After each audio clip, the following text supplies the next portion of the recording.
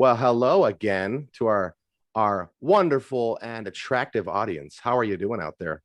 Say hi. This is my fellow co-host, Raven, aka Mother. Hello, Governor. Hello, Governor. We thought we would have a fun one today.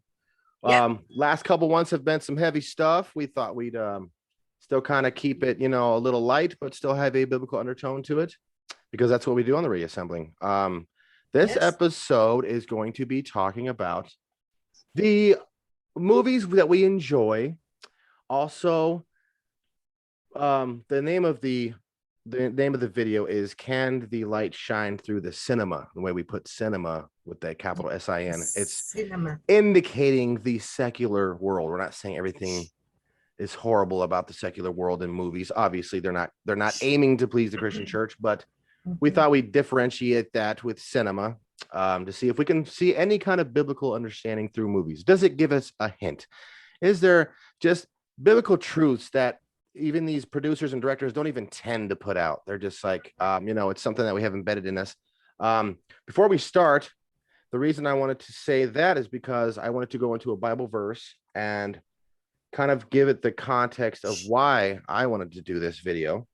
And it's in Psalms 139, and it starts with 7, and I go to 12.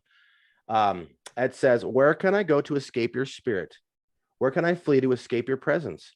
If I were to ascend to heaven, you would be there. If I were to sprawl out in Sheol, there you would be. If I were to fly away on the wings of the dawn and settle down on the other side of the sea, even there your hand would guide me. Your right hand would grab hold of me. If you were to say, certainly the darkness will cover me and the light will turn to night all around me. Even the darkness is not too dark for you to see, and the night is as bright as day." And that's the whole point I'm trying to make. It's going to be interesting when we go through these movies and say, hey, look, this has kind of a biblical reference to it. This can be an archetype of this story in the Bible, or this is a allegory of Christ in this kind of movie. So it gives you something to think about. And, if you're a parent out there and you want to kind of instill your children with biblical truths, you can make them watch something like a Disney movie. There's tons of Disney movies out there that kind of have a biblical theme to it and can fill in the blanks once the movie's over and say, this resembles this in the Bible. So that's kind of where a lot of people think Disney's evil. Oh, I mean, here's the thing, and this is the disclaimer: we are not endorsing any of these movies to have to be Christian. So the reason why I said that is because me personally, I believe even the darkest pits of hell, God will shine through. There's nothing that can't be revealed through him. There's no truth that won't go hidden from God. That's the whole point of it. So can the light of God shine through secular movies when they're not even intending to? So that's what I got. What do you think? I think you're freaking awesome, dude. I try. I just want to say, for me, some of these movies have a biblical kind of connection with me, but a lot of them are just movies that kind of spoke to me about things I've been through in my life, maybe things I'm going through at the time, or something that makes me laugh, because the Bible even says laughter is good medicine, It does. And with everything going on in the world now, and even in our personal lives, it can get pretty dark and heavy, and sometimes we need something light. Yes. To make us. When I was going through my divorce in 2016, dude, I really didn't think I was going to laugh again. You know how depressed I was. Yeah. Oh my gosh, I was so sad. So about 6 months after we separated, I watched something. I don't remember what it was, but I laughed, and I'm like, oh my gosh, I'm gonna laugh again. I felt so good. You know what I mean? So that's where I'm coming from. That these movies and TV shows, I've got some TV shows. They've spoken to me, and I believe God can speak to us through any shape, form, whatever. Okay. Because like I said before, I'm not going to put him in a box. Some people say God will only speak through his word. Really? Yeah. That's not true. Okay. Right. But if you want to believe that, that's fine. So, right. But I'm just here to encourage people that maybe are going through something, that God doesn't forget about us. Right. And I think he finds little ways to communicate with us. The Bible even says he speaks to us in our dreams and in visions. So, Anyway, so that's where I'm coming from. Yeah, he doesn't only speak to us through believers. You know, he can use the world. He used Pharaoh to declare his glory to the Egyptians. Yes. Amen. You know, he's used the Assyrians. They weren't part of Israel. They repented because of the coming judgment. So God uses a lot of non followers, Israel, people outside of Israel, people, you know, even, you know, he ordained certain things like Pontius Pilate. And, you know, even though these people are not believers, he uses those as a stepping stone to get to truth, you know, in my opinion. And we see a lot of that in scripture. And, so, you know, we talked before, even through songs, you know. Oh, yeah. I think that was a great example of, but, you know, I'm still listening to my music that I enjoy. I'll still skip through tracks if it's causing me to think differently. Yeah. But I don't totally agree with the artist. I don't have to have a like you said, like you said with this particular podcast, we're not endorsing any director or movie production company or whatever. We're just saying, hey, there's been some movies that have spoken to us in a spiritual way, some movies that have encouraged us, some movies that just made us laugh, you know. Yeah. So where do you want to start? Well, I get this question asked a lot, usually by dudes that want to get to know me. It's funny. They're like, what kind of movies do you like? You know, my favorite all-time movie is what? Do you know? Your favorite all-time movie? Is it a comedy? It's one that reminds me of when I was a little girl. You should know this. To Kill a Mockingbird. Yes. Okay. You've watched it with me, right? Very good movie. And why I like it is when I was growing up, I was a tomboy. My grandma raised me till I was 9. She always had my hair cut real short, just like Scout, the girl in the movie, young girl in the movie. You have a picture that looks just like her. Yeah. And Atticus Finch, played by the great Gregory Peck, who I thought was a great actor and a very classy man outside of his movies too. He reminded me of my grandpa. It was a time I felt safe in my life, you know. So that's like my all-time favorite movie. You always have it sacred to you because it's like movies are just like music. They tell a story. It's also a time machine. They tell a story. Yeah. I go back to that every time I listen to an old song that I listened to when I was a kid and say, wow, I remember what's going on in my life, you know, the context. And then you realize, man, how naive I was, what I didn't know, how far I've come along. It's a great reminder. And, you know, that movie also encourages me to keep that young child in me alive because we all have that young child. It doesn't mean we act immature. It just means we have to keep that innocence and that simplicity alive in our own hearts. I think that keeps us young. Yeah. And happy, you know. I agree. Yeah. So that was my number one. What's your number one? Oh, I have mine, but I wanted to do mine for the viewers. I was going to put up I had some kind of concept stuff, so we can discuss other ones that you got because I didn't think of anything off the top right now. This is a TV show. Can you see it? Oh, Penny Dreadful. Penny Dreadful. I went through the first episode, 3/4 of the first episode. Josh. It was okay. It wasn't bad. It wasn't bad. That's the problem with Netflix, though. It's just there's so much stuff. And this is my opinion. I have Hulu, I have Disney Plus, I have Tubi, I have Netflix, I have HBO Max. Or not Tubi. I have so many. It's so 30 it's like 30 to 45 minutes. I'm scrolling just to see if I can watch something. Right. And then I go to bed. That's my activity. Okay. So back to Penny Dreadful. Okay, so this is funny how I even found out about them. Didn't know this was a show on Showtime because I hadn't had cable for a while, right? So I'm just looking through YouTube stuff.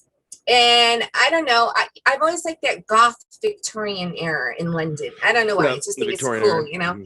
So I saw someone talking about a show called Penny Dreadful. I'm like, what's this about?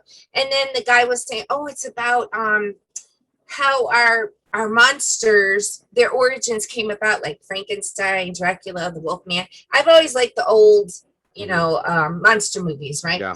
And then it was set in the Victorian era. I'm like, okay, let me check this out.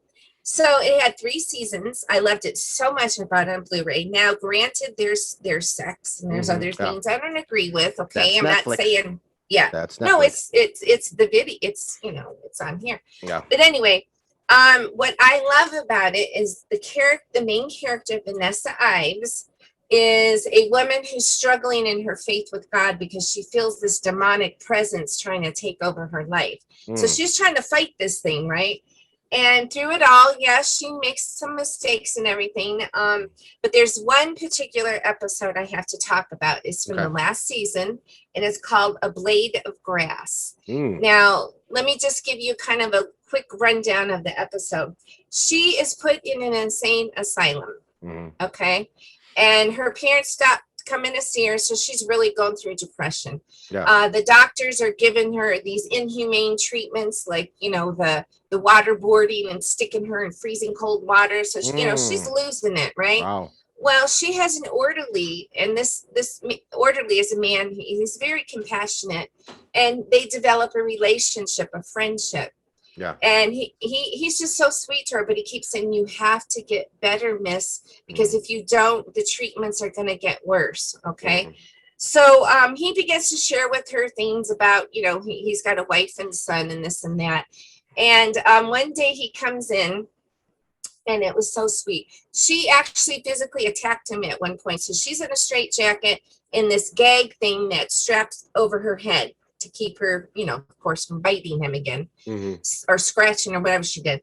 Anyway, he comes in one day, and he takes off this gag thing, and he began, you know, her mouth's been in it for so long, it's hard for her to close her mouth, right? So he helps her with her mouth, and then he begins to brush her hair, and then he brings some of his wife's makeup to put on her. And you know, she's looking crazy because she's been going through crazy treatments, and she's depressed and tripping, you know. So he holds up the mirror when he's done, and she's got a tear coming down her face, and he said, look at yourself. That's who you are. Don't let anybody tell you who you are, right? And it was very touching. Well, next time he comes back, they shaved her head. They're getting her ready for a lobotomy. And oh my gosh, you know. So he starts crying because he's like, I've decided I'm gonna leave. You're getting your lobotomy tomorrow. I'm leaving tomorrow. She said, why? And he said, well, I was with my son. He's like 8 years old, and we were making this wooden ship. And I told him, you know, these ships are great for traveling. Men like to go to the Orient, to Peru, and to the far north, right? And his little boy's like, what's at the far north, Dad? And he's like, or father, whatever. And he's like, lots of snow, and it's very cold. And the little boy says, does anyone live there? And this man says, no, son, it's too cold. It's too cold and lonely. Nobody could be there. And then he starts crying while he's talking to Vanessa. So then I realized there is someone that lives there. And he was talking about her. Wow. So that's pretty anyway, touching. Yeah. So that touched you real deep, huh? It still does. Yeah, I watched it again last night. Sorry. Anyway, he tells her, I'm leaving tomorrow, but I wanted you to see a face of someone who loves you. Yeah. Before the operation. So I thought that was pretty awesome. Yeah. So to me, that was like, when anyone shows you human kindness, I think that's a spiritual thing. And I'm grateful for all the people in my life that have been kind and compassionate. So, yeah. Because sometimes, I mean, even family is not good for us, you know. And I'm not saying me particularly. Some families go through abusive parents, abusive siblings, or whatever, but they find a group of people that love them, accept them, and they consider that their family, you know. And that's it's a mirroring contrast to when we leave this world spiritually and we become one in the kingdom of God. We have fellow believers in Christ, and we're one at one family. We don't recognize our cultural backgrounds and say, hey, it's my brother in Christ, it's my sister in Christ, you know. So it's a beautiful thing. Yeah. And let me just say one more thing about Penny Dreadful. You know, Vanessa goes through some intense battles. I mean, she's literally got demons coming against her. There's two brothers that want her, Lucifer and his brother Dracula. So that's how Dracula comes in on the scene. But anyway, you know, she's fighting it, and then she's like, God has forsaken me. You know, so she's going through this whole crisis of faith, right? Yeah. And you know, in 2016, it was a very hard year for me. had some family things going on. I'm going through a divorce. So I was just crushed. I didn't want to keep going on, you know. Yeah. But this show once again encouraged me to fight. I had to fight and get through this grieving process. I had to fight and not hate, you know, some people. And then I had to fight to keep up like a citadel around my heart and not just let whoever in. Yeah. You know, and if I have a history with someone that has abused my heart, yeah, I gotta forgive and move on. But I had to learn even more wisdom that you don't just let those kinds of people back into your life because you've forgiven them, you know. So anyway, so that's why I like Penny Dreadful. Plus the storyline's great, the music's awesome. It's just I think when you know, when we're in a certain depression, a lot of people just say, hey, trust in the Lord. Sometimes it's not always the easiest to trust in the Lord. You feel alone. It's the little things like that. When we have human contact, we have people that reach out, and we're looking to be preached at. You know, yes, we do need God. He's the ultimate caregiver of our soul, and he can wash away all of our pain. But sometimes you need someone to reach out that's not judging you, and you know, it's just there for you. Well, even Job said, you know, I need my friends to encourage me. And, you know, at the end of the book of Job, God rebukes those 3 friends. They're like, you're not talking about me right. Yeah. Let's see. They're telling Job, okay, so what sin did you commit? You must have done something to make this come upon you, you know? Yeah. It's like, well, and Jesus himself needed his friends. He was exactly. Yeah, absolutely. We all need friends. Yeah. Greater love is there to lay one's life down for his friends. Yeah. Absolutely. Yeah. Penny Dreadful. Okay. I will have to watch it. I'm in between multiple series right now, and that's my problem. I'll go on Netflix and I'll start a series. I'm five seasons into Walking Dead. I got tired and I fell asleep. And I tried to watch that one. I just wasn't feeling it. They say it's one of the greater shows. Okay, I'm going to give it a chance. 5 seasons. That's giving it a chance. They're bringing it back, so let me check that out. But I've never been into zombies anyway, so you know, I don't know. At first, Night of the Living Dead back in the day. At first, you think it's about the zombies, but it's not. It's more about how they. It's the fact how they rebuild. Situation is how they try to survive. That's the best part. I think that's the part I got hooked onto for a couple seasons. You know, them just trying to work together, find out who's the traitor, who is for the greater cause, who is against us, who wants to sabotage us, get us killed because they're compromising our stability. So that's kind of cool. And then the zombies are just aimlessly eating whatever they have. So there's always an element like, okay, we can't go out there because these zombies. It's not all about the zombies. So gotcha. I guess that makes the show tolerable. Okay. You want me to keep going? Yeah. What else you got? Well, School of Rock. School of Rock. Love that movie. I love Jack Black. He's freaking hilarious. But I think I told you, after I divorced your dad, I went on a date with this guy right when School of Rock came out. Yeah. And I so wanted to see it because, you know, I love rock and roll. Jack Black's hilarious, right? So me and this guy are watching this movie, and I'm so embarrassed because I'm laughing so hard I'm crying. I'm like, this guy's going to think I'm crazy or something. But I just love that movie. Did he like it? Yeah, he was cracking up too. Yeah. I like the story. You know, he's this aspiring rocker. He just doesn't have what it takes. He's fat. He's overweight. He kind of lets his emotions get ahead of being just organized and being disciplined. He fraudulently gets into a school, and he realizes these kids that he's supposed to teach are actually great musicians. So he's like, hey, I can capitalize off this. Yeah. He learns from them. And then the song at the end, I think, is the best part. It was a great song. It's a really which one? The School of Rock? The song they did at the little competition. Yeah, the School of Rock song. It was a real good song because it's I don't know, it's like a mixed of generation sound, and it's I don't know, almost like Disney like, you know what I mean? The song, it's real epic, and they has the guitar solos and everybody's and you see that. I like the parents in the crowd, they're just like, I can't stand this guy, he lied to us. Then they hear the song, they're like, we understand now, we're coming to grips. They're like, oh, my kids are freaking talented. That's my kid up there. Yeah. So like remember Zach's dad, Zach was the guitarist, and his dad's like, you no more electric guitar music.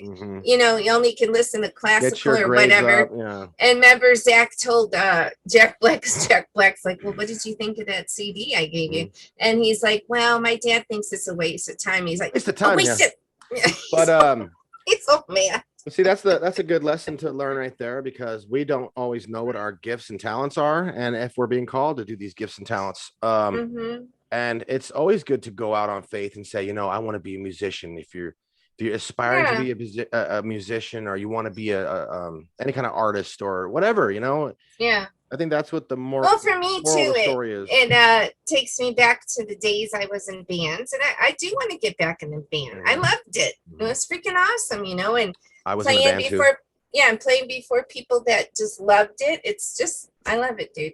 So Yeah, my mom did she did classic rock cover. She did some new school stuff too as well. What, this was early 2000s, late night? No, it's about early 2000s. yeah, 2000. Yeah, I was in the band called Raven. Yeah, and your boy right here was in a heavy metal band. So just letting you know, it was a new metal when Limp When were Bizkit, you in a heavy metal band? when Limp Bizkit and Korn was popping. With you and Tim? Me and Tim started a band. Oh, okay. We did a couple songs, but whatever. It was fun. Yeah, that's cool, dude. He went on to pursue greater things in music. So if he's watching this, I'm very proud of you. He's done some great things. That's pretty cool. Yeah, he's speaking talented. of music. Guess what movie is on my list next? It's a musical. Ishtar. Oh yeah, Ishtar's funny. Yeah. Telling the truth can be dangerous business. Honest and popular don't go hand in hand. So if no one's seen Ishtar, explain the plot of it and what makes it funny. Dustin Hoffman and Warren Beatty are two songwriters. Aspiring songwriters. Yeah, trying to make it big. Yeah. And they got this loser manager. He's like, listen, I got you a gig in Morocco, but you're going to have to, fly there and do this gig and everything. Morocco, Egypt. Yeah. And it turns out they become part of this plot where these terrorists are trying to do something. I forgot what it was, dude, but through all this crap, they're trying to write songs. And before they went on their trip, they show them trying to write songs like, well, hold on.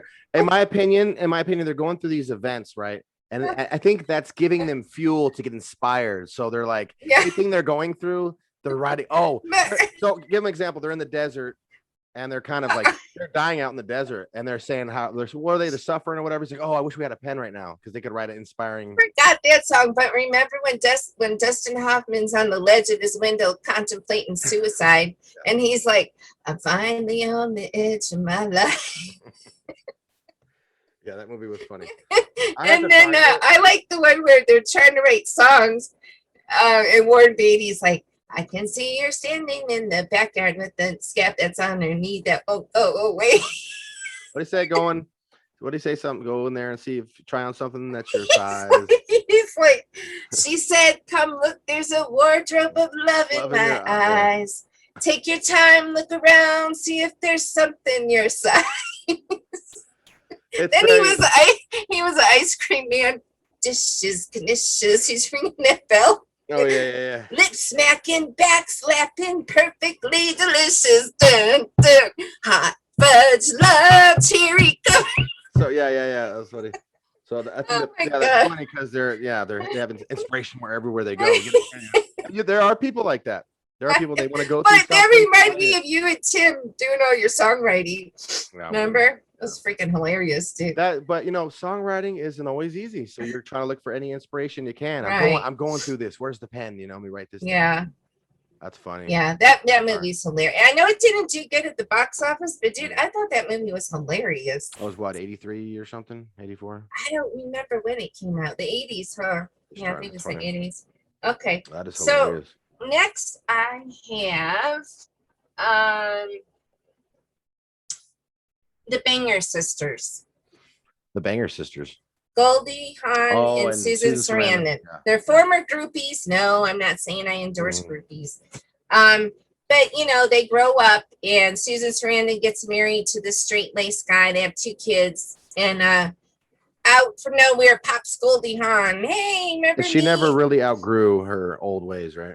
Yeah, she was still working at a bar and, being with guys in rock bands, And Susan Sarandon was kind of embarrassed of her past, and Goldie Hawn tried to help her remember, hey, we had some good times back then. But to me, what struck me was I've always been a rocker chick, and that's part of who I am. So if someone don't like it, I don't care. But anyway, but also Susan Sarandon, she's taking care of her husband and her teenage girls, and they just treated her like crap. And I remember there's a point in the movie where Susan Sarandon looks at her family. She's like, "You guys don't even know me. I've just put my whole life to the side for you." And that was like, yeah, being a mother, not easy. You kind of have to give your everything away, but we're never told as a woman, you need to keep part of you for you too. It's not all about serving your whole family. You got to take care of yourself too. So anyway, that's why that. Well, yeah, I'm sure you can lose yourself. Not necessarily lose all your ways, because some ways weren't really good for you. But you're taking care of another life. You're raising them, and all your focus goes into them. That's the selflessness. The sacrifice you're choosing to make for another life. It's a biblical lesson. I mean, I'm not saying being a mother is just all horrible. I mean, it's pretty gratifying in a lot of ways. Absolutely. But you have, as a mother, you kind of have to teach your husband and your kids to respect you and appreciate you too. And I don't think a lot of women are told that. We're told, nope, you just keep giving until there's nothing else to give, and then you wonder why this woman becomes a shell of a person. It's not healthy, or ends up putting all her children in her car and running it into a lake. It's the worst case scenario. Right, yeah. So to me, it was like, it goes back to the scripture, love your neighbor as yourself. If you're loving yourself, you're taking care of yourself, you've got hobbies, you're doing things just for you. I was always taught from the church, that's selfish. You got to forget all about yourself and it's all about everyone else. That's not balanced, I mean, yeah, does that make sense? You finally come into salvation and now you're free spiritually, eternally. You can't enjoy his creation and go experience things in life. That's just... Well, because everything's evil. The movies are evil. Music's evil. I'm saying that's what we were taught. Yep. Everything's evil, dude, unless it has a specific Jesus stamp on it. Well, they've taught that for centuries in the church. So. Oh, yeah. Anyway. Okay, next I have Passion of the Christ. Ooh, yes. I didn't want to put that in there. I was going to put that in there, but you want to... That one... I can't really watch it anymore, dude, because when he's getting beaten, oh my gosh, I just, Can I give my testimony about that? I think that came out in 2004, right? I want to say 2004. I'm not sure. I think I was pretty sure. I was not strong in my atheism, but I was pretty sure about everything. I had an old friend from a job I was working in the Springs, and I was probably 18 or something like that, and went to go see it. And I right when we're sitting waiting for the movie to start, I didn't know what it was. It just said Passion of the Christ, and then she described it. So what is this movie about? She's like, "Oh, this is the last 12 hours of his life." I'm thinking, okay, so the opening scene is captivating. The music, the dialogue, Mel Gibson did really good. He's gonna do a sequel, the Resurrection of Christ. Yeah, so that's awesome. That's gonna be good. But watching it, I was very convicted. It didn't convert me right away, but it planted that seed, and I was just... He went through a lot, and I after seeing the movie, I'm like, okay, that's crazy. This fairy tale is pretty vivid, but later on in life, I realized there's evidence for this actual crucifixion that took place. So slowly, but very good movie. Just, to me, it was like, it's just what he went through for us is just like, oh my gosh, dude. It's like he willingly did this. Wow. And there are some things that Mel Gibson did I don't agree with, because he's coming from a Catholic background, but I think overall he did a pretty good job. I would be watching it in church and say, this is what you need to know, and you're not a Christian unless you watch Passion. I don't believe in all that. Yeah if you want to get an insight, it's good. Well, I really like the scenes of his mother when it showed her heart breaking over what they were doing to her son. I'm sure the Bible doesn't really the Bible doesn't really talk about what she experienced, So I thought that was pretty awesome. Well, a lot of people were attacking that aspect of the movie because they say it doesn't say that Mary went through this, went through that. Use your common sense. This is her son. This is, at the end of the day, this is still her child that she raised. So obviously she's going to be grieving. So I believe when what was her name, Anna the prophetess, that when they came to dedicate the baby Jesus, he said, this baby's going to grow up and then he's going to make people stumble and be an offense. And then he said, it's also going to pierce your heart.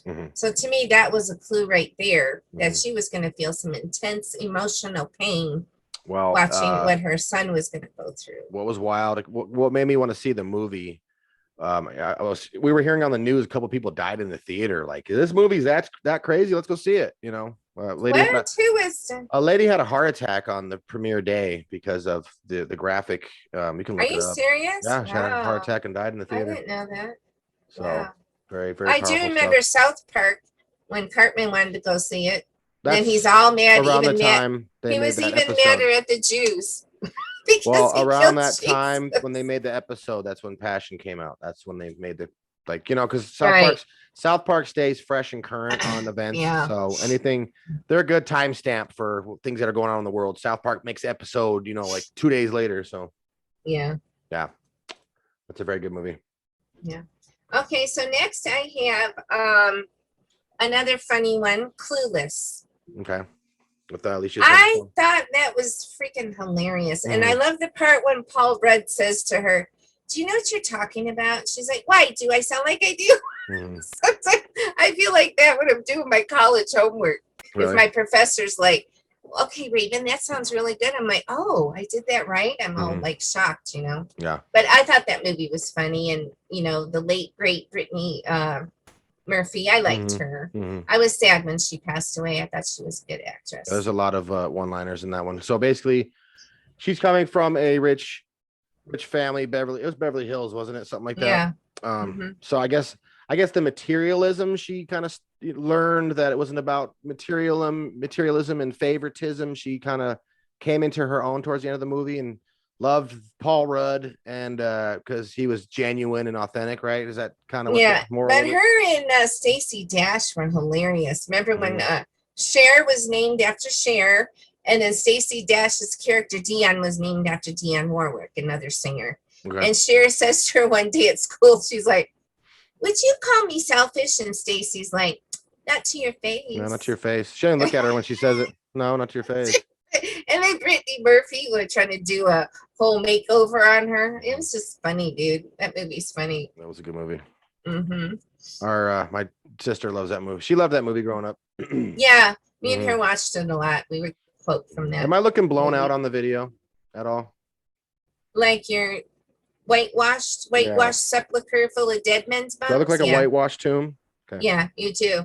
I do now. And you killed the prophets from Abel to, that's you, buddy. That's because I'm Esau. No, I'm kidding. I'm Esau. You're the evil Esau.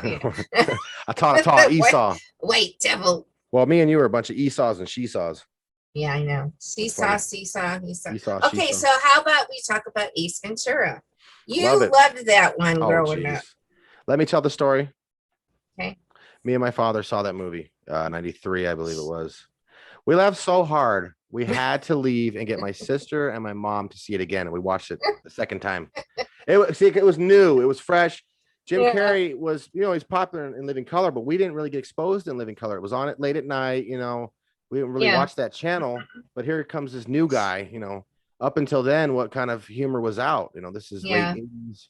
Early 90s come around. Here comes Jim Carrey with this slapstick, crazy, wacky, elastic kind of face humor. Yeah. It was just so wild. It was, did you guys crack up when you went to go see it? Oh, yeah. And then I watched not too long ago with the boys, and Jermaine thought was hilarious. He's like, excuse me, your balls are showing. So now Jermaine says, what about Cambria likes the second one. What about the animal cargo? He said, oh, if you were me, I'd be you, and I'd use your body to get to the top. There's a lot of good one-liners. Like he's all afraid of that white bat. That was hilarious, dude. Yeah, that was. What was the bat droppings called? Remember, he was guano. And he was eating a bowl, and he's like, "Oh, what nice pottery! What's this? Nice pottery? Yeah, guano." the white devil. I was hilarious. Quincy Ocha. Quincy Ocha. Yeah. And I do this. I still do that. Yeah, Quincy Ocha. He was the Quincy Ocha. Yeah. It was funny. White devil. But he was the man in the early 90s. I mean, he could do no wrong. He had Ace Ventura that blew him up. And then after that, I think he did the Mask, and then Dumb and Dumber. He was doing Ace Ventura 2. Then he did the Batman Forever. I loved Cable Guy.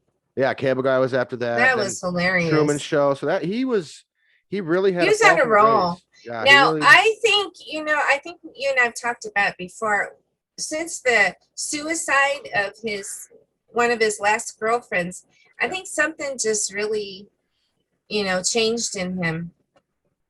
And of course, I honestly think he became a Hyperionist because the things he talks to and things he talks about, the infinite mathematical energy, it's the same stuff that Morg talks about, and I touched on that in a couple videos. But yeah, I think he's slowly turning into a Hyperion, but Gnostic. It's a Gnostic thing. So, but he just, to me, he doesn't seem happy anymore. Of course he's not. Maybe he never was. I don't know. I mean, who knows?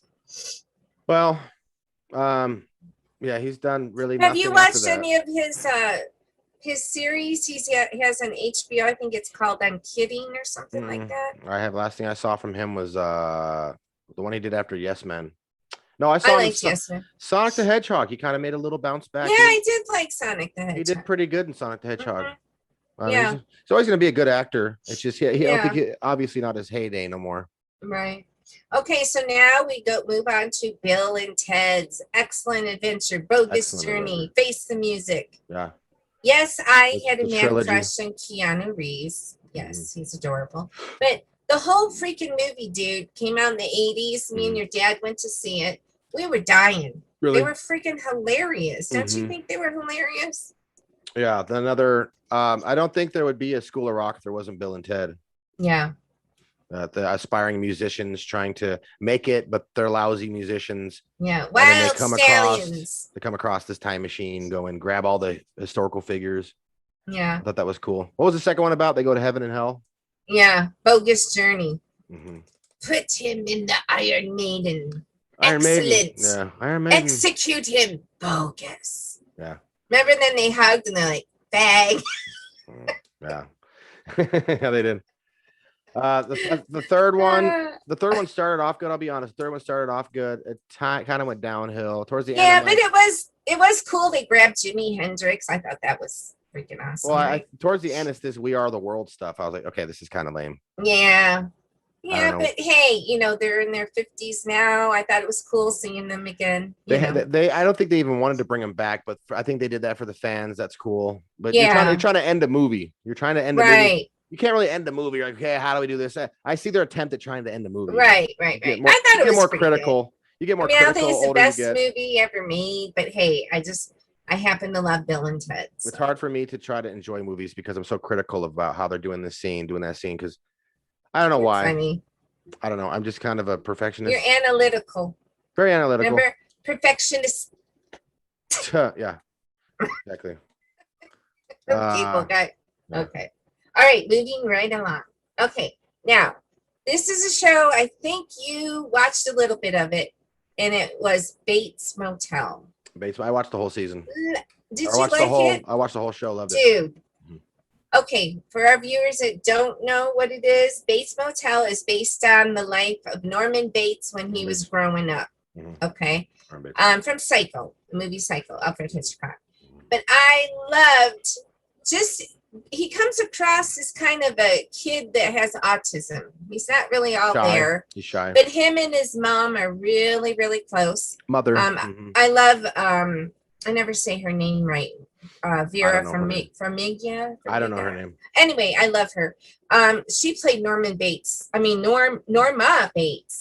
And it was awesome, just showing how the world seemed like it was against them, but they had each other. But so it just takes you through all these crazy ups and downs, and then you start to see Norman losing it and him starting to kill. But it's just the whole psychological aspect of it I thought was awesome. Yeah, so that's one of my favorite shows. It got really weird towards the very end, which is cool. It did. Yeah, I thought it was good. Okay, so then I also have When Harry Met Sally. I don't know if you've ever seen that with Billy Crystal. I know. I know. It's a chick flick. It's a chick flick. Is it like? Is it a similar to Sleepless in Seattle? I mean, is it the same concept? Kind of, but what I If like you've seen them about one, it, you've seen them all with the romantic no, comedies, no. basically. Billy Crystal back in the 80s, he was in his element. I liked him, okay? I like And Billy Meg Crystal. Ryan. Mhm. But it just shows you their history. When they first met, they kind of didn't like each other. They're traveling together. And through the years, you know, they talk to each other about the breakups they've had with people, and they keep finding themselves together. Well, it turns out one day they just realize, hey, we love each other. And I just thought it was sweet. They got little narrations from couples that have been married for millions of years, and they give their little tidbits. So it's about relationships and marriage. And I just think it's kind of sweet. So they get married in the movie? At the end, yeah. Oh, they were meant to be. They were soulmates. They were destined We're or whatever. simply meant to be. Okay. Nightmare Before Christmas. Yes, Yes. I love Nightmare Before Christmas. Is that on your list as well? No, but I just thought of it. Nightmare's a good movie. Making Christmas. Okay, so then I have okay. I'm not real crazy about this particular woman's political views these days, but I love her talent, and that's the wonderful, awesome Miss Barbra Streisand. Barbra I've Streisand. always loved her voice. You don't like her worldview, you said?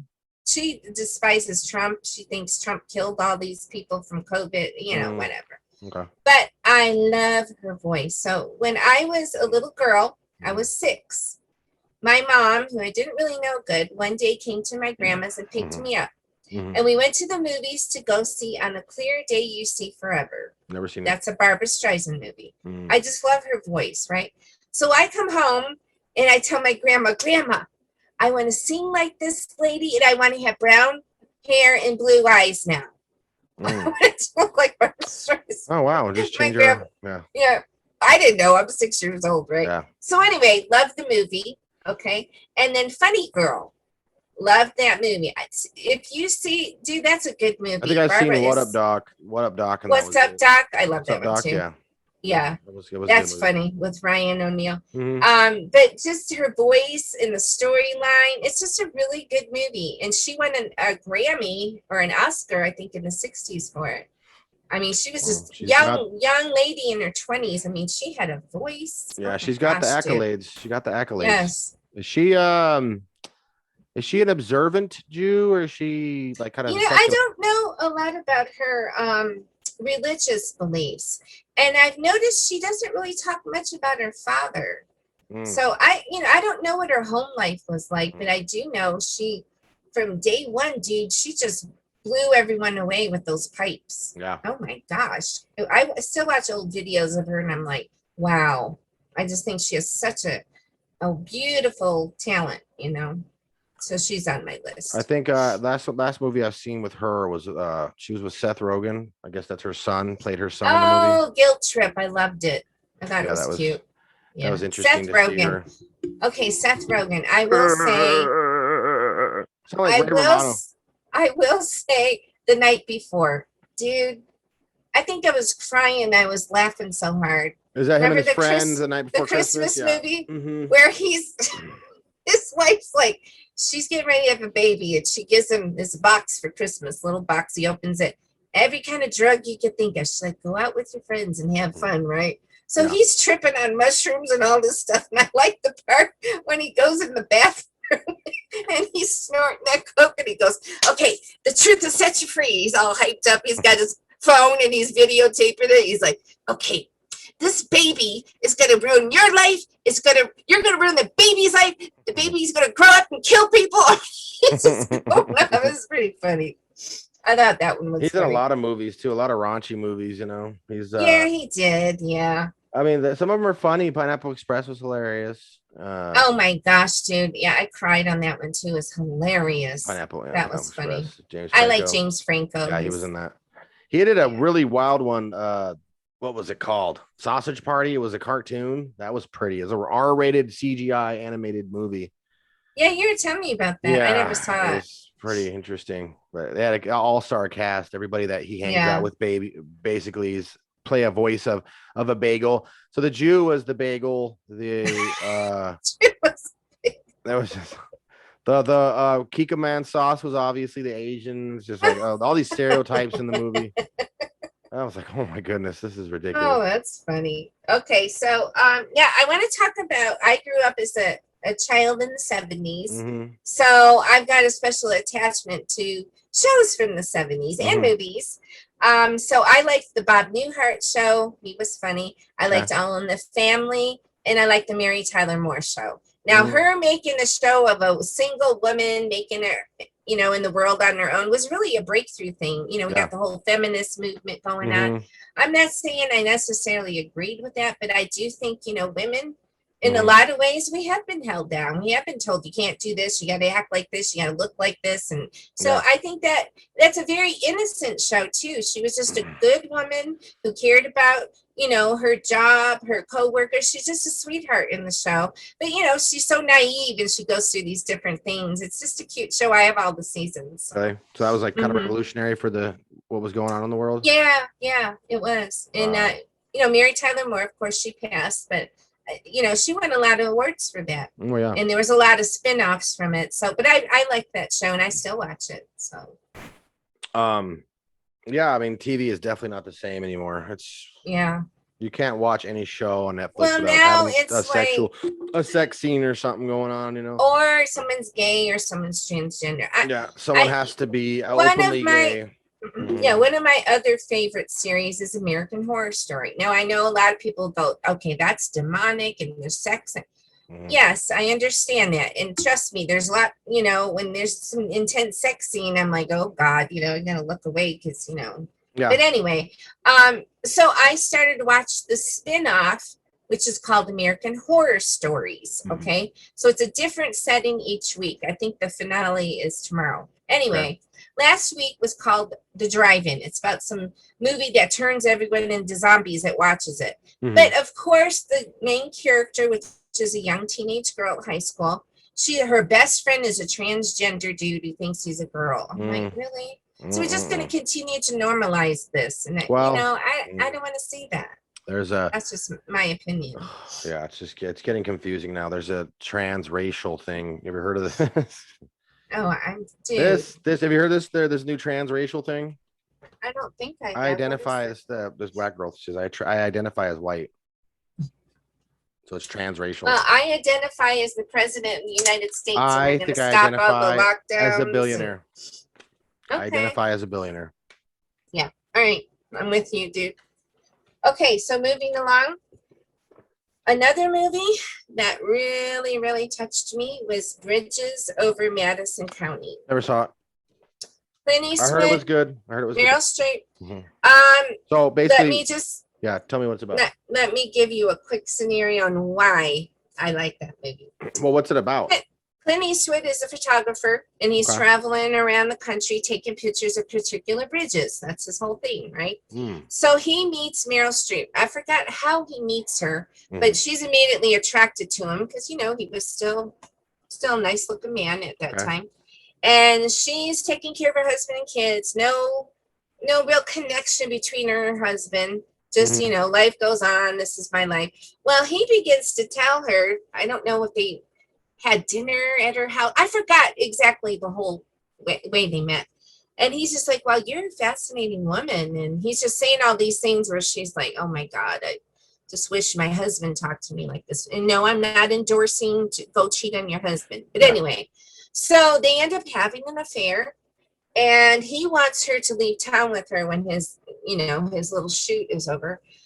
So she's baiting it. She decides to stay and take care of her kids and remain married. So they lose touch. She finds out he died. But she gets a package, or his son brings it. I forgot. She gets a package that he had wrote a book and he dedicated it to her. And she's crying because, she didn't have that opportunity to be with him.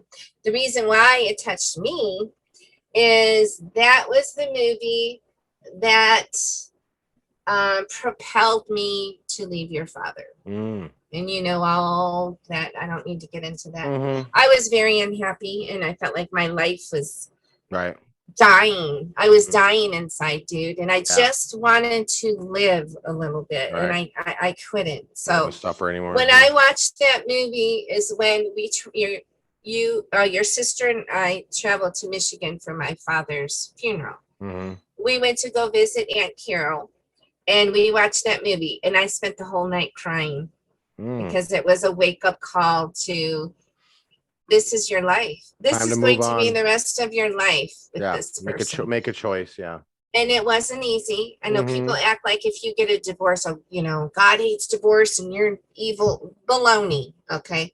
But anyway, so that movie touched me in such a profound way. And no, I didn't go out looking for some dude. What I'm saying is, I felt like I was dying inside, and I felt guilty that I wanted out. But I kind of felt like, you know, I was at a crossroad.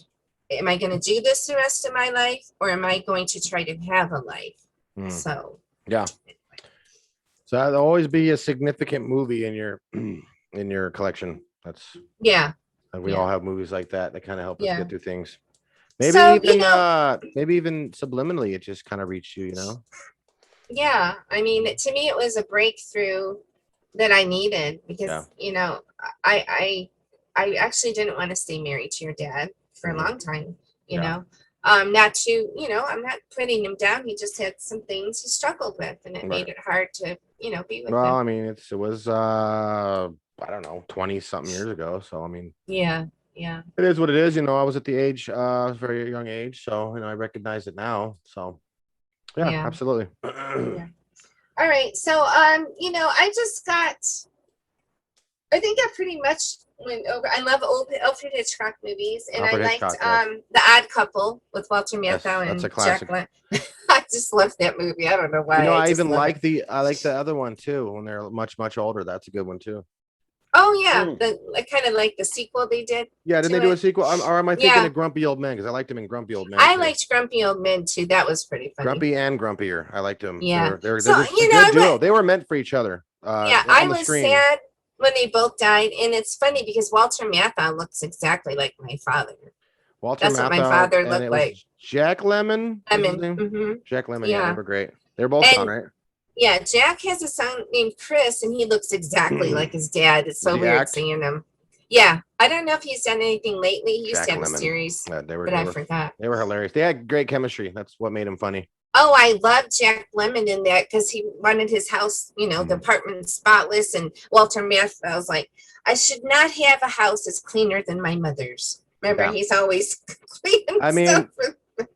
The best part of the movie is seeing them live together because they're just complete opposites. He's been married. They both been married. One's going through divorce. One's been divorced. And, you know, just how much of a neat freak he is. And this guy's just like, this is my house. How dare you come through? And remember the notes he's vacuuming and he's unplugging the vacuum and he puts all that stuff on. Notes he would leave on Walter Matthau's pillow. He's like, we're out of cornflakes. F you. It took me forever to figure out F you was Felix Unger. Yeah. Oh, that was funny. Yeah, and he said, well, he made fun of him his spaghetti. So eating spaghetti, it's linguine, actually. You know, trying to correct him on something so stupid. Those things, I like that kind of humor because when they're having an argument, and then he pulls out those scissors. He's like, "What are you gonna do? Give me a haircut?" He's like, "No, I'm making coleslaw." I like when they have the two pigeon sisters over. Yeah, they were rather. Yeah, they were.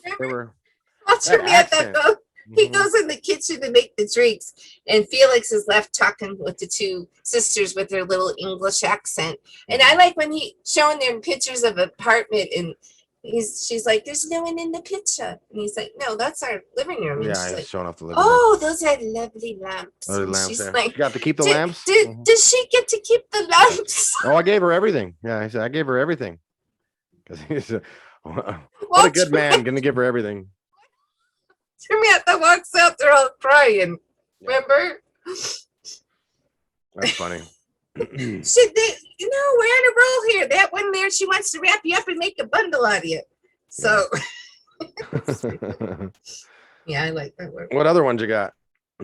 Let's see. Joan of Arcadia.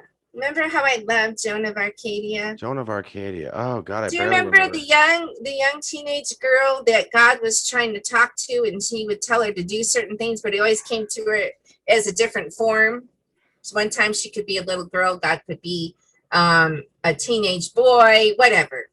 So she would always get his messages mixed up and make a mess out of things, but somehow it would come together at the end.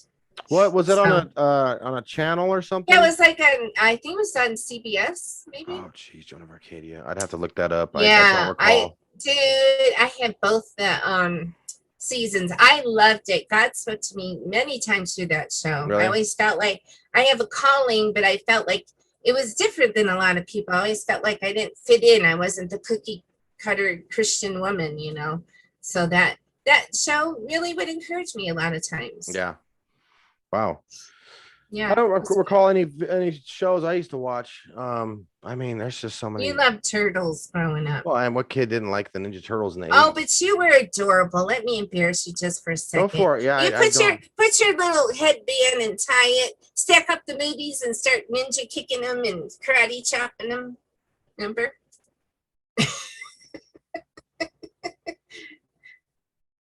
You remember that? That was cute. Sorry.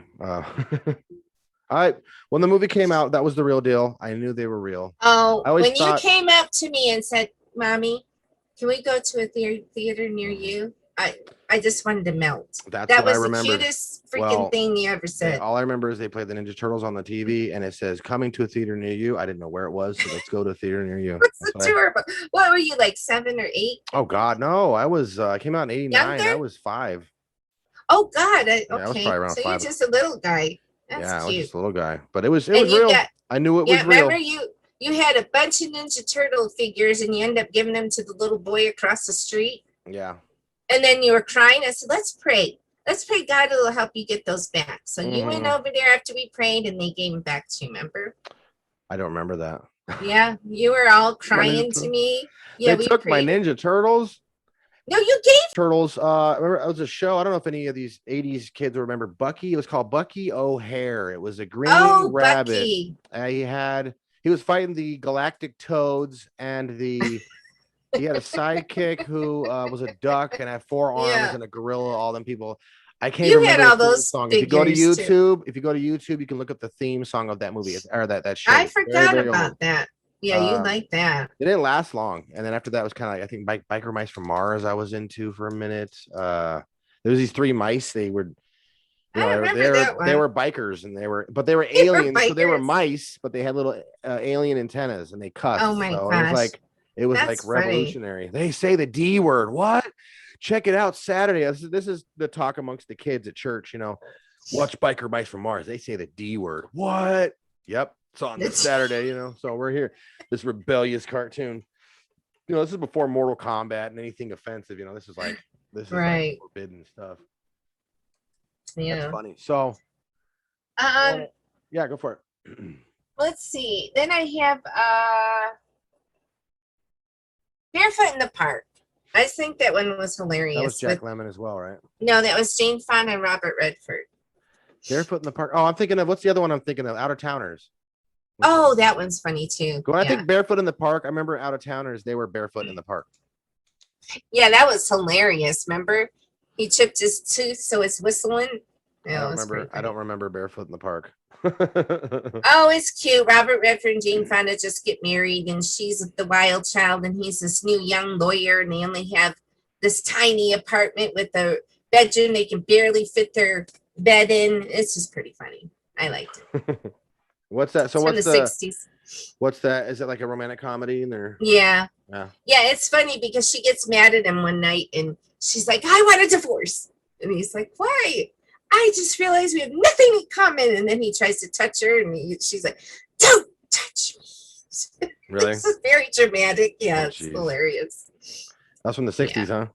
Yeah. And you know, she's on a show now with Lily Tom and Frankie and Grace and Frankie and Grace. Oh, it's pretty funny, dude. Her. Dude, that show is funny. So yeah, she's in tons of movies. Yeah, funny. So isn't it about them? Anyway, their husbands being homosexuals or something? Yes. Yeah, it's funny though. So yeah, that's about it, dude. It was Sex in the City. You know, I love Sex in the City. I'm sorry, I couldn't stand that show, but you loved it, so I supported it. Okay, let me tell you why. I just Yes, forgot lots of sex in it, but it was about the friendships of these three women and how they, four women, and how they supported each other with all these different things they go through in life. But there was one episode that really got me, and it was called They Shoot Single People, Don't They? And it's based on a movie with Jane Fonda from the 70s called They Shoot Horses, Don't They? So, you know, I like shows that come up with clever little titles, okay? Same with Supernatural. I love Supernatural. They have a lot of titles from Zeppelin songs and stuff. Oh, do they? Yeah. Plus the show's cool and the two guys are hot. You know, anyway. So Sex in the City, me and your sister used to watch it again. So this one episode of They Shoot Single People, Don't They? Carrie had just broke up with Big. He doesn't want to make a commitment. Been together for years, so she's just whatever. She finds out he's getting married to this young girl. She's devastated. But anyway, she goes out with her friends, you know, to have a drink while he's having his engagement party that she was invited to. But no, she don't want to go, right? So she's leaving the bar and she sees Big getting ready to step into the limo with his fiance. And he tells her just a second. So he goes to talk to Carrie. And Carrie's just looking at him. And before, they were in the bar talking about a scene from The Way We Were with Barbra Streisand and Robert Redford. Yeah. And so there's a scene in that movie at the end where Barbara and Robert realize they're not meant to be. He's got a new woman. So she sees him, and his name was Hubble. And he steps out of the car, kind of like what's going on with Big, and she brushes his hair away, and she says, Hubble, your new girl is lovely. And he looks at her and he's like, I don't get it. And she said, I never did. You never did. And that's exactly what happens with her conversation with Big. She says, your new girl is lovely. And he's like, what? I don't get it. And she's like, you never did. As she's walking away, she sees this guy trying to bridle this horse, and he's having a hard time because the horse is resisting it. And Carrie's narrating it, and she's like, then I realized some women are not meant to be bridled. We're meant to run free until we find that special someone that lets us run free with them. And that really spoke to my heart. So that's why I like that show. Oh, okay. Wow. I've never paid attention to that one. Yeah, well, of course, it's a chick show, but I loved it. And that was one episode where I'm like, yeah, I have this, I wouldn't want to say a wild spirit, but I have a free spirit that isn't just going to be molded and put in a box. I've never liked that, you know? And that was kind of like confirmation, like we are all unique and different, and that's okay. You know, so that episode really did speak to me. So what? Then they made a movie out of it, right? I have both of them. Yeah. Well, they made two movies. Yep, 1 and 2. So what's the first one about? Saw both of them. Where she marries Big in their life together. Ah, yes. They oh no, actually, no. That's the second one. The first one is they're going to get married, and he stands her up at the altar, and she was devastated, dude. That part really hurts. That made me cry. So wow. And then the second one. So it was where they are married. And she travels. She goes somewhere in the Middle East with her friends for this business trip, and she runs into her old boyfriend Aiden, who I thought was a sweetheart.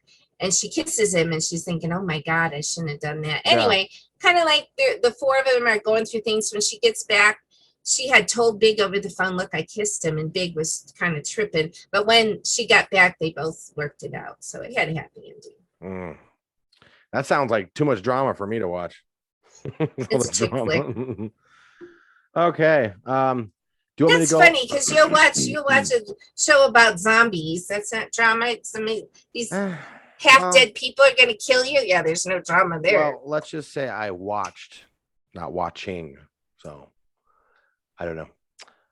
You're a dude. You just don't get it. The very first season was pretty cool, I guess. You're, they're like, he wakes up in the hospital.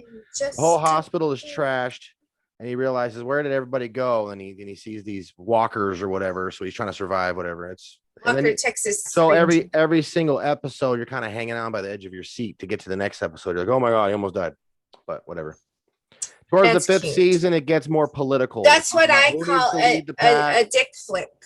Remember, I patented the word, the phrase dick flick. There's chick flicks, there's dick flicks. Okay, so I'm going to go into mine. Let me share the screen. Okay. Okie and dokie. portion the screen and say, "See me now." See me. Can you see my little presentation, if you will? Secular movies with surprisingly biblical things. Hey. Can you see it? Is it on the screen?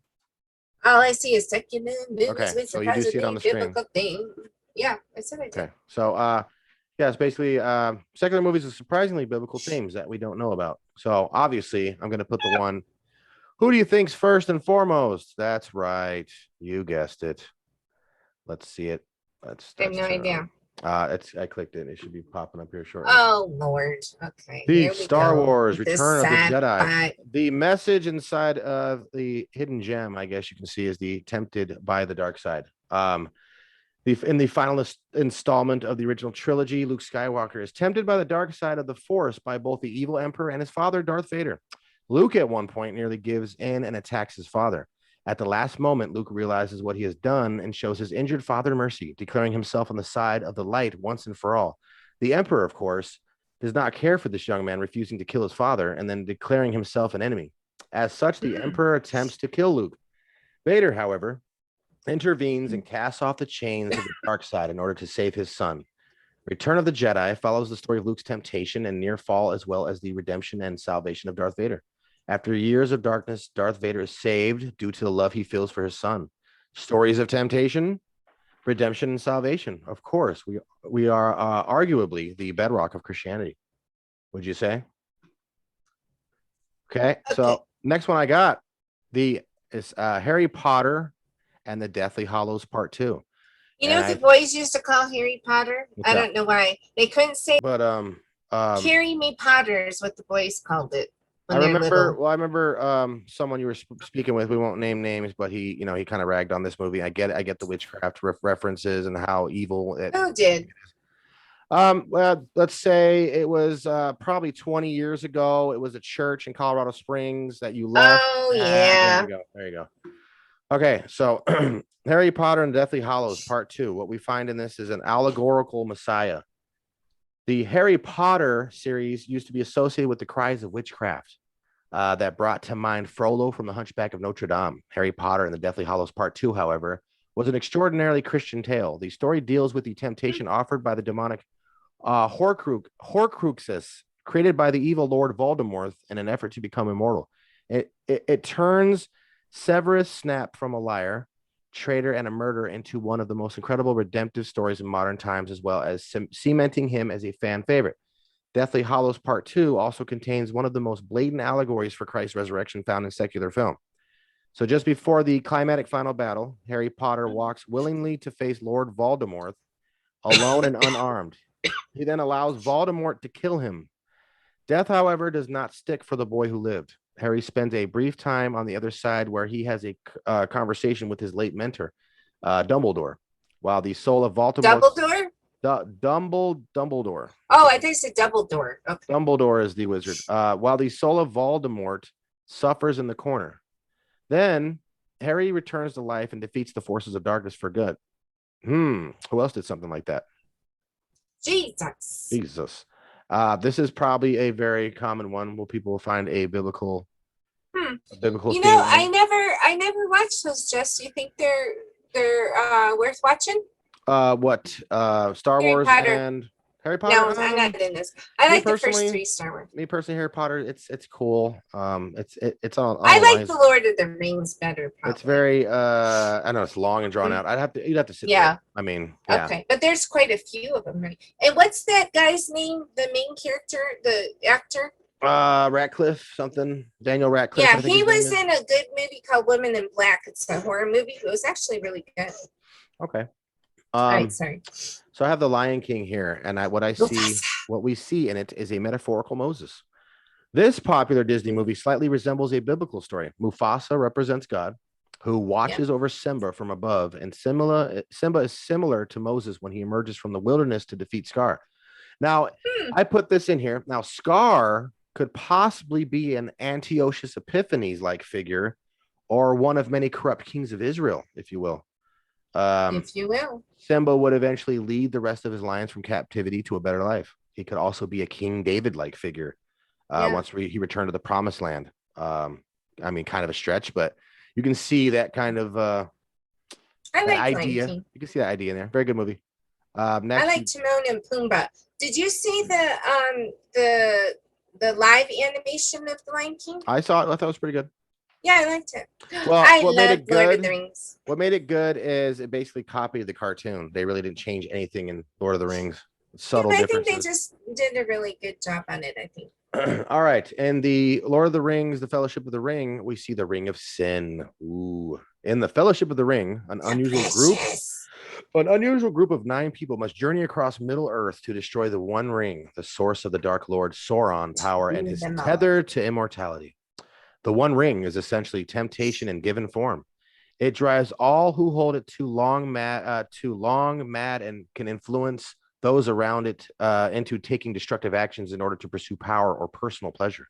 The ring can be reinterpreted as sin, something Christians believe can be the same detrimental effect on mankind. And may I add that when we went to the movies on Christmas Day to see this, when it first came out, you fell asleep in the theater and said, "What the hell is this movie about?" That's very boring. Remember, you were not. They still are. Yeah, they still are boring. But oh, I love them. I love them. Okay, next one. I think this is a The Martian. Have you ever seen The Martian? Is that Matt Damon? Matt Damon. Have you ever seen this one? No. Is it good? Yes, it's very good. Made in God's image. So don't go into it, don't break it. But this, I believe, could be a sneak peek of next week's topic. So we'll just leave that there. We won't go into it. An astronaut. Listen, yeah, made in God's image. So an astronaut who was presumed dead and abandoned on Mars by his shipmates must learn to survive solo while NASA prepares a rescue mission. That's what the movie's about. This science fiction film starring Matt Damon includes a subtle yet profound pro-life message.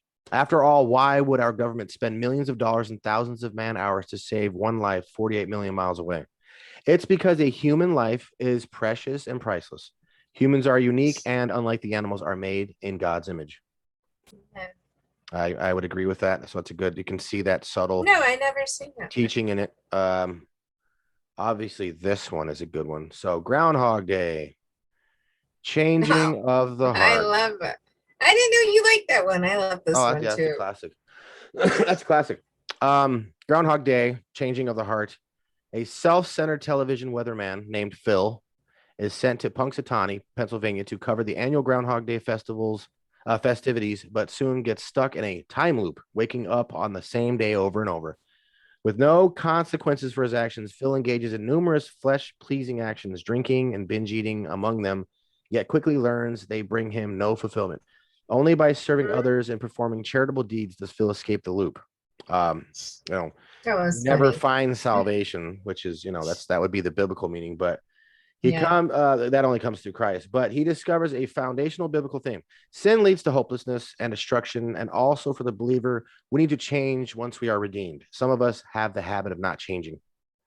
Well, I like too that he's just trying to mac on this girl, and then he realizes, hey, that ain't gonna fly with her. I genuinely like her, so I need to be a genuine man. So I think there's genuine. There's something I need to change. And then once he changed, what happened? Once he changed his heart, it was a new day. He stopped living that same old day. It was a new day. Yeah, I think that's a good lesson. But it was funny too. Movie was funny. I love this movie. Probably one of my top 10 favorite sports movies. It's I don't remember much. That's a very good movie. I think Sean Astin is his name. He's in Lord of the Rings. Lord of the Rings. Frodo's homeboy. Samwise. Mr. Frodo, we gotta get going. He's just always pushing him. Come on, Mr. Frodo. Anyway, Rudy, Courage. This film is an account of the life of Daniel Rudy Rudiger, who harbored dreams of playing football at the University of Notre Dame despite significant obstacles. Rudy can teach us a lot about courage, perseverance, and setting achievable goals. Sometimes profound, life-changing insights come from unexpected places. He can also represent a David-like figure who, with great courage, defeated the giant Philistine named Goliath. And that's a good movie. He's his whole movie. I think the most touching part of this movie is when he finally gets into, I had a moment, finally gets accepted into Notre Dame, and he says, thank God. He reads the letter on the bench by himself. The music's touching, he reads it, and he looks around and says, thank God. And then he runs off. It's a new day. Cool. Yeah. It's a great movie. Nice. You're gonna be kind of scratching your head on this one, but I think we can find a biblical concept in this one here. Of course, Oh, that's your boy. 8 Mile, hope. Let's see if we can find hope in this uh profane individual. The film, which contains autobiographical elements from Eminem's life, follow white rapper B Rabbit in his attempt to launch a career in hip hop, a genre dominated by Black Americans. Although the movie is full of profanity and should not be viewed by a younger audience, and I do endorse that, we see the hope of the main character, Eminem, trying to live out his music dream along the psychological dividing line of 8 Mile. Basically, you have your inner city Black kids and your suburban white kids, and he's kind of in the middle. He has a lot of friends from both sides. Despite the hardships he encounters with his mother and her boyfriend, B Rabbit compassionately comforts his little sister for the hope of a better tomorrow. This can be, it's not literally by his life, because I don't think he has a little Right. sister. Hope Yeah, is a very powerful he did thing. have a tough childhood, didn't he? Yeah. Yeah. And what I get from it is hope is a very powerful thing. Romans 8:24-25 says, for in this hope you're saved, but hope that is seen is no hope at all. Who hopes for what they already have? But if we hope for what we do not have, we wait for it. We wait for it patiently. So I think that's a good little message to get out of that. That's and cool. the acting's good. Murphy's in it too. Good acting chops, in my opinion, for his first and only movie. He acted pretty good. Next one. This is pretty interesting.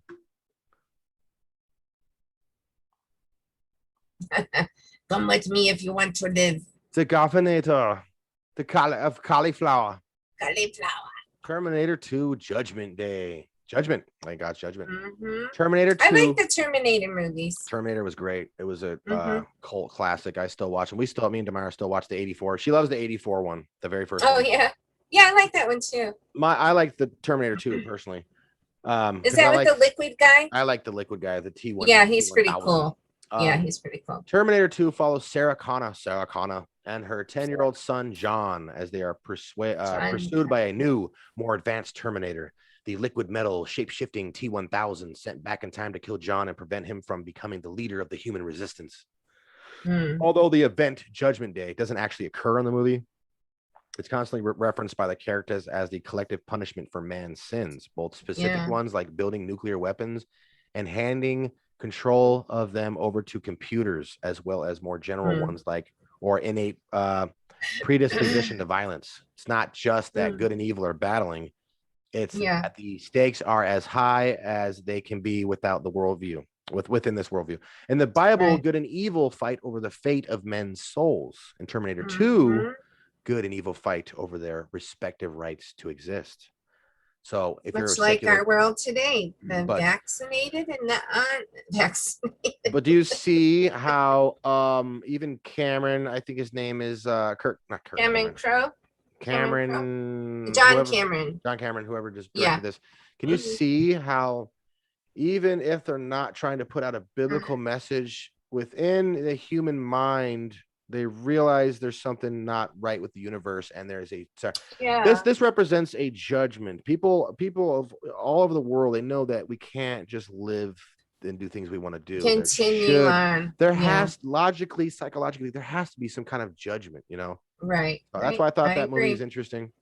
Yeah, that's why I think that's interesting. I lost my mouse. Yeah. I lost my mouse. Oh, there you are.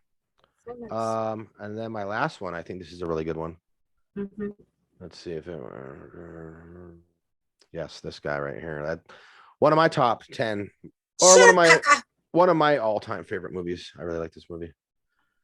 Have you've seen it, right? You never saw Shawshank? Okay, in the Shawshank Redemption, Andy Dufresne, Tim Robbins, is convicted for the murder of his wife and her lover and sent to prison.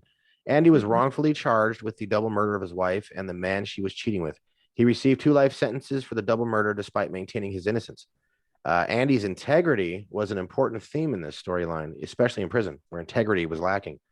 The theme here is that God rights the wrongs, maybe in our lifetime or the life to come, but the truth shall set you free. No, he didn't kill him, but they didn't want to. They never really officially said he didn't kill him. He escapes.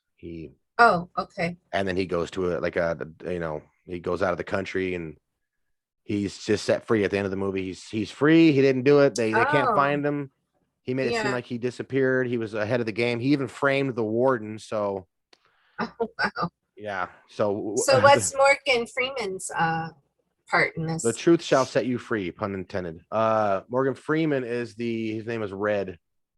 He's his kind of like a mentor kind of type. He's trying to keep him grounded because Tim Robbins is thinking, why is there no rational integrity?